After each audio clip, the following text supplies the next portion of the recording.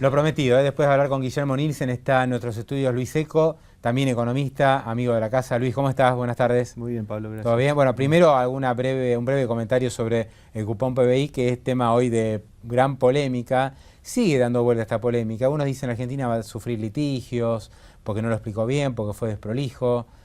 A mí me parece que no se corresponde, ¿no? Que se pague cuando el crecimiento fue muy bajo el año pasado. Yo creo que el problema estuvo en la mentira anterior, ¿no? Y ahora tenés que el gobierno tiene que salir a levantar los costos de una mentira. La verdad es que si uno lee el prospecto viste, con espíritu muy de lo que está escrito es lo que hay que hacer, tal vez la posición de Nielsen tiene cierto valor. Decir, bueno, mira, la verdad que acá está claro que tenés que dar bien la información del PBI del 2013, que es el que gatilla el pago a fin de este año, con la base anterior, que es la base 93, pero a mí me parece que hay una decisión política que se tomó.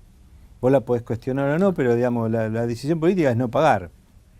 Y está claro que el gobierno, si tiene que publicar un dato del 2013 diciendo que todo lo que había dicho antes no se ajustaba a la realidad, lo va a hacer. No tenía lógica pagar y utilizar 3.000 millones de dólares de las reservas por una mentira, ¿no? No, imagínate que aparte fue una mentira que yo me acuerdo mucho de nosotros, y te recuerdo a vos también, cada vez que salía el dato de nivel de actividad, uno decía, bueno, es el número que quiere el gobierno mostrar en un año electoral, diciendo que estaba todo mucho mejor de lo que estaba.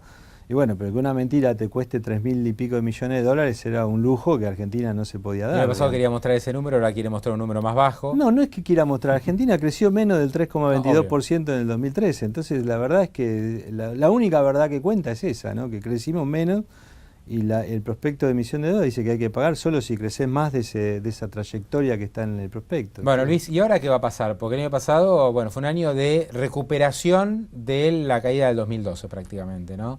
Y este año pinta muy mal, o sea, el primer trimestre fue malo, prácticamente todos los indicadores van para abajo.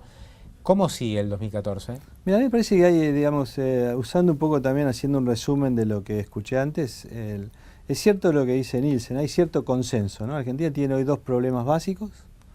Un problema básico es lo que podemos llamar la restricción de divisas, no hay suficiente cantidad de dólares para todo lo que los queremos usar, no alcanzan. Y el otro problema que tenemos es el problema fiscal, monetario, inflacionario, que tiene que ver con no solo descontrol inflacionario, sino también todos los problemas de precios relativos que trajo la inflación, ¿no? Bienes que están muy baratos respecto de otros y que hay que corregir, energía, transporte, peajes y demás. Entonces, depende con qué economistas hablas, te hace énfasis en la restricción externa, es decir, cómo hacemos para tener más dólares. El viaje de Kicillof al fondo tiene que ver con eso, así cómo hago para que la restricción externa no sea tan angustiante, tan dura. Y hay otros economistas que por ahí digamos, no están en el gobierno, que creen que el principal problema que hay que atacar es la cuestión fiscal, monetaria e inflacionaria, digamos, ¿no? Porque la verdad es que la teoría y la evidencia empírica te muestran muy claramente que si no arreglás el tema fiscal monetario, podés inventar el mejor régimen cambiario, la mejor estructura de controles, esta idea de flotación administrada o manejada, cualquier cosa que hagas dura poco. Claro, pero al mismo tiempo hay muchos países de América Latina que tienen déficit fiscal importante, ¿no? Todos los países son como Chile, que tiene un superávit fiscal y lo mantiene. Hay países de la región que tienen déficit fiscal, pero vos le preguntás, ¿cómo hacen con este? No, financiamos al 3% anual, bueno, que es una tasa que Argentina hoy no accede. Sí, pero no tiene el déficit fiscal que tiene Argentina, Pablo, ¿no? O sea, Argentina ya tiene un nivel de déficit fiscal después del pago de intereses que son más o menos 5,5 puntos, 6 puntos del PBI. Tan grande, ¿eh? Porque hasta hace un tiempito hablábamos de 3,5. Puede ser que ahí hay todo un manejo de flujos de fondos que van del ANSES y de otros organismos tipo el Banco Central, que los computás como un ingreso corriente, como si no fuera, digamos, como si no fuera financiamiento, cuando en realidad es financiamiento. Entonces, cuando vos depurás las cuentas, el agujero es ese, ¿no? Y de los 5 o 6 puntos, hay 2 puntos que son intereses y 4 puntos que son déficit operativo. Cuando vos mirabas la Argentina del default, era al revés, ¿no? Teníamos 2 puntos de déficit operativo y 4 puntos de intereses, por eso la solución atractiva del default. Defaulteabas, te sacabas la crema de los intereses y no tenías un déficit tan grande. Ahora el problema es que el déficit está arriba de la línea y hay que trabajar para bajarlo, Ahora, ¿no? Luis, hay un consenso, ¿no? Hablando de los consensos sobre lo que hay que hacer en Argentina, de que existe un déficit fiscal, que es un déficit fiscal creciente y que algo hay que hacer con esto. Sí. El tema es qué hacer, porque ahí sí que es bastante más complicado. Ahí no hay consensos, digamos, ¿no? Y porque ahí ya involucra cuestiones de sesgo ideológico, de prioridades que uno cree que que tiene que tener en cuenta la política pública, ¿no? Entonces en Argentina muchas veces ha sido muy difícil fijar esas prioridades. Yo veo que no es fácil, porque vos decís, bueno, ¿qué hago? He hecho 200.000 empleados públicos, elimino el plan Progresar, ¿qué hago? Ahora las jubilaciones crecieron un 10%, ajustaste las jubilaciones, ya es un escándalo. ¿Me entendés? No, o sea, claro, sí, no, subiste el tema tarifa, bajaste un poco subsidio, igual no te alcanza. Devaluaste, pero ahora resulta que devaluaste. Pero ya te comiste la mitad y... Te comiste la mitad y aparte tenés que importar energía que también te genera un gasto mayor. O sea, no es sencillo. No, y va a haber que tomar una determinación política, eso es una decisión. Cuando un gobierno dice no hay plata para tal cosa, no puedo aumentar los sueldos tanto, no puedo hacer tal cosa, está diciendo que hay plata para otras cosas, ¿no? Y entonces en general hay que fijar prioridades. El gasto público, el presupuesto es un mecanismo de ordenación de prioridades de gasto de una sociedad.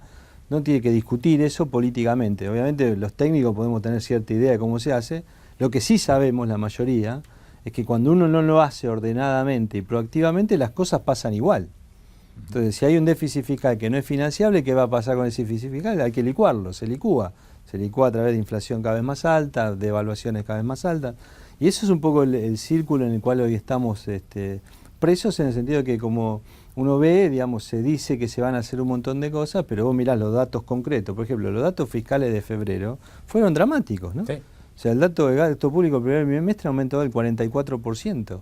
Y hay componentes de gasto que van arriba del 50%. Ahora, entonces, realmente es impresionante, porque nunca hubo tanta presión tributaria en Argentina. Nunca. O sea, esto... Cualquier analista coincide en que nunca se recaudó tanto en relación al Producto Bruto.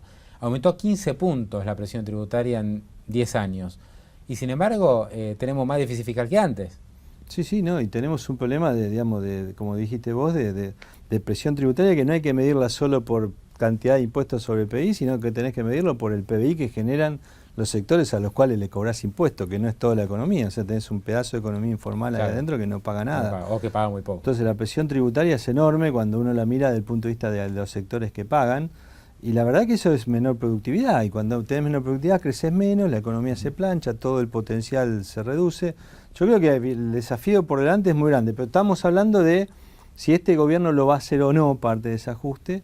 Yo miro los datos concretos más allá de los dichos. ¿Te acordás que el kirchnerismo nos acostumbraba a decir no se queden con lo que digo, sino lo que hago?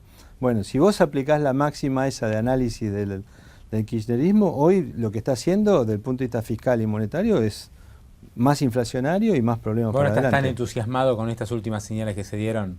Repsol, Club de París... No, claro que me entusiasman, pero digo...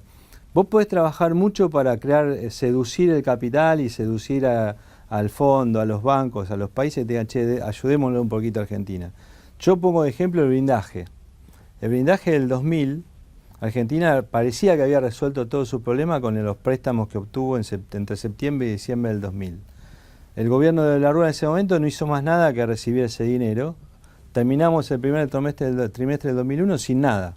Sin blindaje, sin nada, y de vuelta viendo qué hacía, que viene toda la sucesión de ajuste de López Murphy, Cavallo y compañía. Digamos. Luis, para cerrar, es un año que pinta mal, empezó muy mal el primer trimestre, el primer cuatrimestre. ¿Cuándo pegamos la vuelta? Es decir, ¿cuándo viene el repunte? ¿Viene este año? ¿Viene para el 2015? Yo va a haber que esperar al próximo gobierno.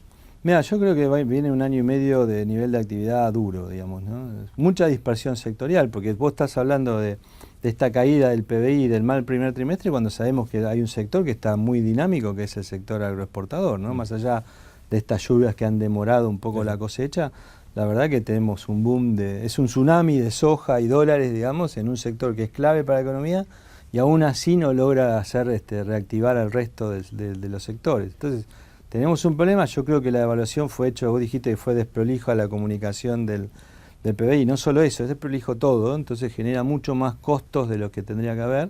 Un tema central de hoy que digamos todavía por ahí no mereció tanta atención como creo que habría que darle, que es que hay más o menos 3.000 millones de dólares de importaciones impagas. O sea, el Banco Central muestra reservas que no caen, pero frena importaciones. Pero no pagamos, y no es que las frenan, porque antes, claro, las pisa, porque antes era importaciones que no te dejaban hacer.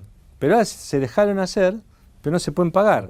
Peor todavía. Es peor, mucho peor, porque rompes toda la cadena y toda la confianza del proveedor. Entonces, tenés 3.000 millones ahí, 2.000 millones de dólares que se anticiparon de ingresos de las cerealeras. Van 5.000, 3.000 más 2.000. Y tenés más o menos 2.000 millones, me han dicho 1.000 y pico de millones de dólares de importación de energía que tampoco se pagaron. Entonces, las reservas son 26.000 y pico, 27.000, esperando que vengan la super liquidación, pero hay 7.000 que están... Por eso, a pesar de la liquidación récord de soja y los dólares que van a entrar, las reservas no se van a mover mucho en este segundo trimestre. Vas a ver que van a aumentar, pero no es que van a pasar de a un número que así, bueno, se acabaron los problemas externos de Argentina. Y un poco lo que está haciendo el ministro te refleja que eso es así, ¿no? O sea, la preocupación por seguir obteniendo dólares te refleja que no es que vamos a estar salvados por la cosecha, ¿no? Luis, te agradezco la visita, esperamos tenerte más seguido por aquí, ¿está bien? Será un gusto. Gracias.